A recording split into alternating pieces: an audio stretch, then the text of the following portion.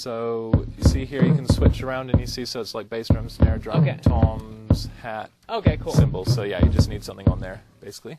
I've been working here in my studio for about 4 years now. I built it to exactly suit the kind of projects that I do, the way that I like to work. Okay, so which notes are in your scale?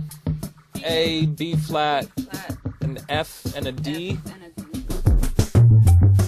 The key thing with the actual design of the studio is having like a big control room that could accommodate a whole mob of people. And then I wanted everything to be set up so that you could just grab stuff. So I thought it'd be fun to actually do a day where we just all put ourselves together in the room with absolutely no plan. All right. You hear us? Sounds perfect now. Okay, cool. Could you give us a bit more blattery? I kind of wanted to try recording everything through all the Focusrite ISA stuff. So we had an 828, which I've been using for years and I love. We had a 428 Mark II in as well, and then the classic 430 Mark II. So basically that gave us a ton of microphone inputs, a ton of line inputs, instrument inputs, and then with the 430, the ability to go a bit deeper. Cool, man. That was kind of a little bit more spacey,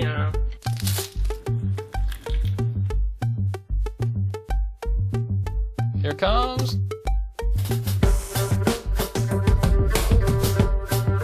The reason that I use the 828 in my studio pretty much every day is it's got a really small footprint, but it's hugely functional. So you can have a whole bunch of synths plugged into all the line inputs, a whole bunch of microphones around the room plugged into all the mic inputs, and then you've got the instrument inputs on the front. So if you suddenly decide you need like some weird random bizarre instrument from the other room, a little electronic toy keyboard or something, come in, smack it on the desk, and then plug it straight into the instrument inputs. In a way, it's like the net that I use to bring all the sounds into the computer. I'm just going to run you a different loop, but with the bass line still. Okay.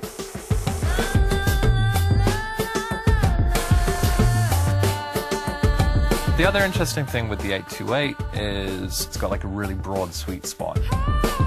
There's some more like classic, well-known preamps and line amps and stuff like that that sound awesome, you know, in a very small range, and it's just one extra thing to worry about. So if we're trying to do something, especially like today where we're just being really spontaneous, there's a whole mob of people around, and you can't just get everyone to like be quiet while you spend 20 minutes getting something just so. You can trust these boxes that you go and press the buttons, turn it up, and just hit go.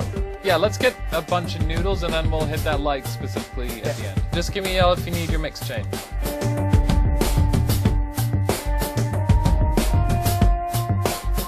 The ISA console was the absolute pinnacle of a large format analog engineering.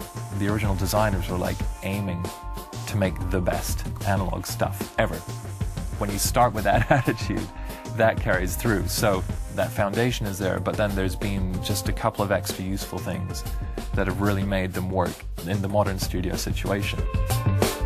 You have things like ease of switching between sources, you have really nice control over broad and fine sweeps of gain. The mic impedance is a great thing to play with. On the 430 Mark II as well, just like that extra mic air, just kind of, you know, you have some nice ways to shape the sound that's going in without doing anything too heavy-handed.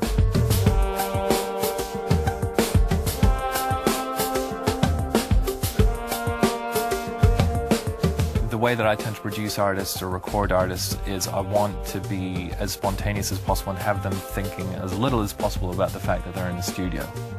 So definitely having that kind of engineering standard in the ISA rack mount stuff, in the 828, 428, just having that kind of bulletproof reliability, not just reliability, but the kind of sonic excellence, the standards, are really critical parts of my work now.